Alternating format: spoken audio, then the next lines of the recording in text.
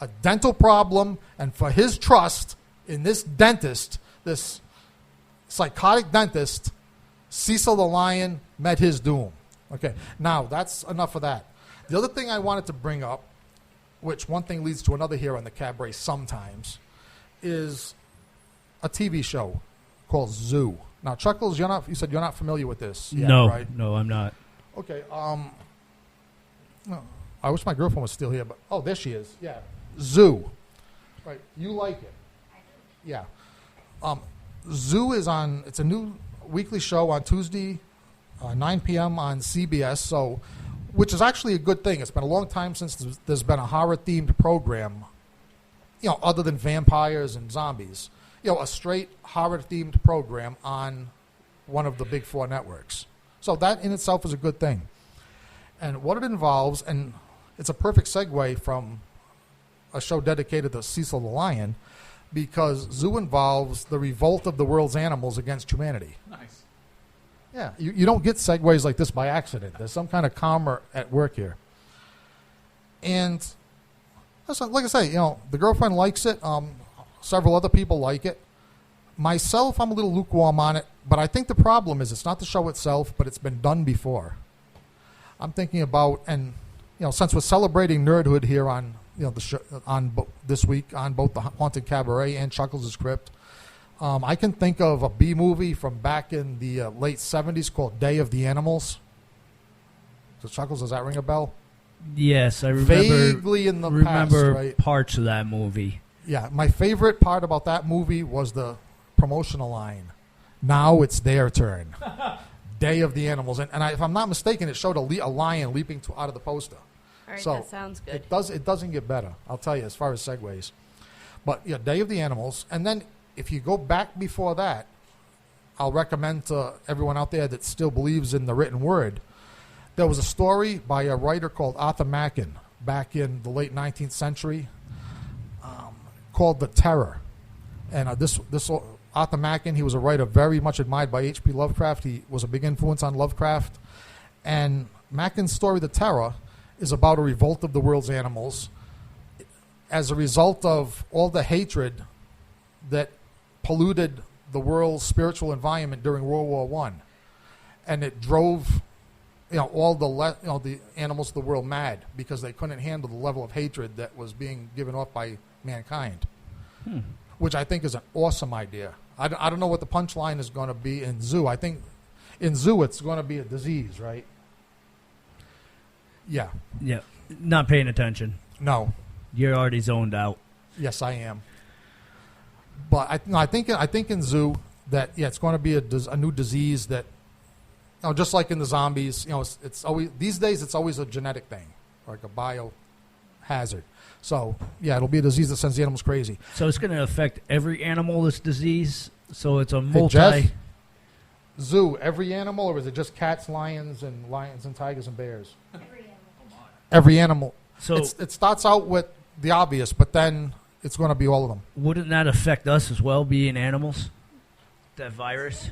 It's getting there. Okay. So it's one of those super viruses that's going to wipe out everything. Yeah, a mother cell has been invented, so it's got promise. It does. Yeah, but like I say, but I also like the idea, the Arthur Machen story from back when, the idea of human hatred polluting the spiritual universe and driving everything else to violence. Oh, that sounds good. Doesn't it? It does sound like we're going to have to watch that Tuesday. You're going to have to allow that in the insane asylum, 9 o'clock. Don't dope me up earlier than that. I want to see it. 9 o'clock is pill time, so while we're digesting our pills, we'll watch this and ease into our sleep. Zoo and the Supercell. You got to watch this. Maybe we'll catch up on some of this when we go home. Well, you'll probably be able to catch. I don't know, have they... We'll check if Hulu has if they've archived or if it's on demand. It's pretty new. There's only a few episodes so far, right? It might be on demand. Yeah, we'll check it out. Sounds like a good flick. Yeah, but you can, like I say, you can jump in. It's it's not like you need. Oh, it's not super plotty. So no, you can it's just kind of. Well, yeah, basically that's what put me off on it a little because it's very episodic. In other, it's kind of like when you have, a B horror movie, or Friday the 13th when there's little vignettes of horror. And then there's like a main character threading through it. Oh, but it gotcha. keeps going on side trips to show, okay, this person torn apart, or this person attacked. Then it goes back to the laboratory. It's basically a straightforward, old school horror format. It sounds good. It is. It's entertaining. Like I say, the only reason I'm having a little trouble is because it's familiar to me. I've just seen it before. But I think the people that are enjoying it most are not the hardcore horror fans. In other words, if you haven't seen a lot of the same thing before, you will really like it. So, yeah, and Chuckles, it is worth checking out. Animals mutilating people, I always enjoy that alone. Yeah, that alone. And Faces like I say, of Death, that's always entertaining. Especially one of my favorites when the guy's parachuting out of the air and he lands in the alligator pond, and the guy's still recording the whole thing. I can't believe that it slipped my mind. But yes, for everybody that's enraged by the Dentist and the Lion saga, yeah, go dig up or dredge up, because it's that kind of low entertainment. Dredge it out of the swamp of human creativity and watch Chuckles, Faces of Death. There's like 2 or 3 editions, right? Yeah, they are good movies. It's nothing like a good old-fashioned, realistic animal mauling to get you going. Yeah, if you want to see human beings, and this is real footage, right? All real footage. If you want to see human beings meet their doom in really graphic, entertaining ways, by alligator, by, I don't know. Gunshots, jumping off roofs, you name it. I think there was some guy who's, if I remember, his parachute didn't open? Yep, and he did a splat.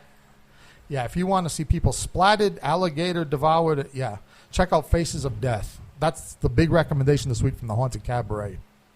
And Chuckles the Clown, of course. Yeah. Yep. Well, I'll tell you, once you start thinking, there's a warm glow. Actually, maybe it's just this Corona I drank. But I was going to say that a warm glow of nostalgia is enveloping me for Day of the Animals and Faces of Death. And, it's anything that, human beings being destroyed in graphic. It's just, I just feel like basking in a warm sun, and just watch. Maybe I'll dig out, maybe in honor of Roddy Piper and pro wrestling the way it's supposed to be. Maybe when I get home tonight, I'll dig out my ECW bloodiest matches. There you go. I'll tell you, that's another. Yeah, if you really have given up hope in the human condition, watch Tommy Dreamer and Terry Funk show you to what gruesome depths that we can sink to for entertainment. Not since the Christians versus the Lions.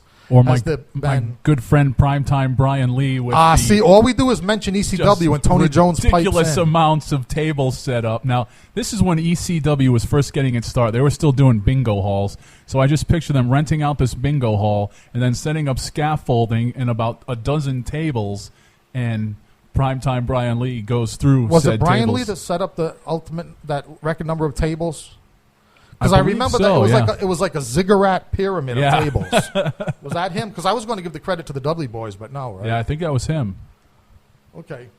But yeah, check out some ECW fan shot footage of the good old days back in the bingo hall.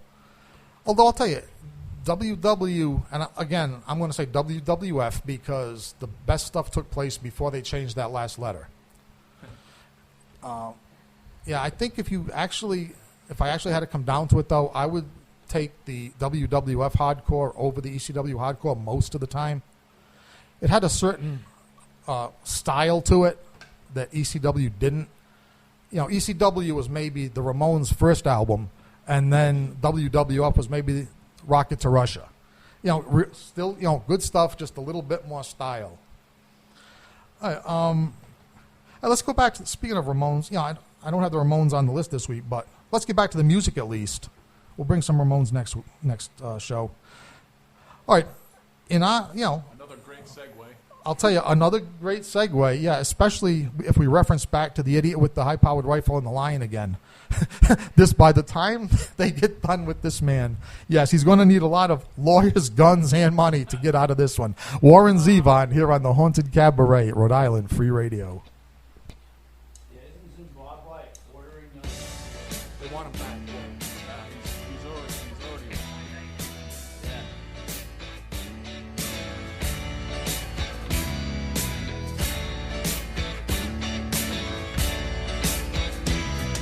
I went home with the waitress the way I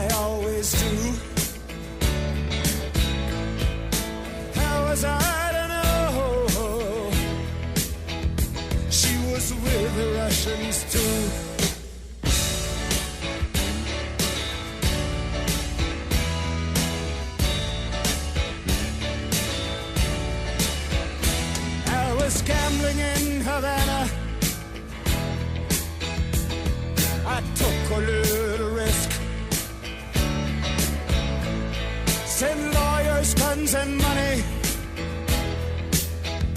Dad, get me out of this. Ha!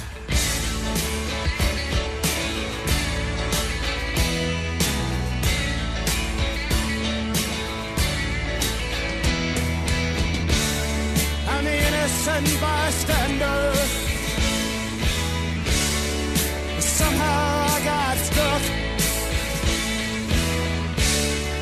between the rock and the hard place, and I'm down on my luck. Yes, I'm down on my luck. Well, I'm down on my luck. I'm hiding in Honduras. I'm a desperate man. Send lawyers, guns, and money. This shit has hit the fan.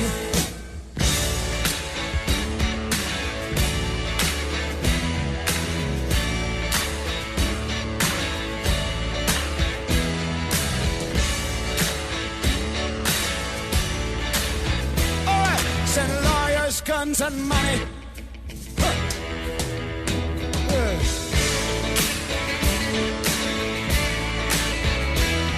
Send lawyers, guns, and money.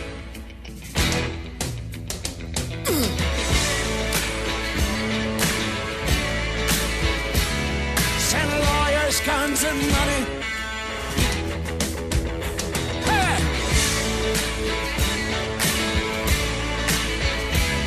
Send lawyers, guns, and money.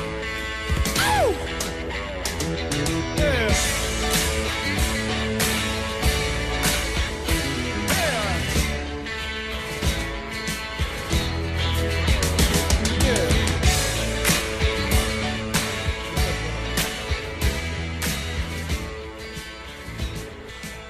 All right, that was Warren Zevon,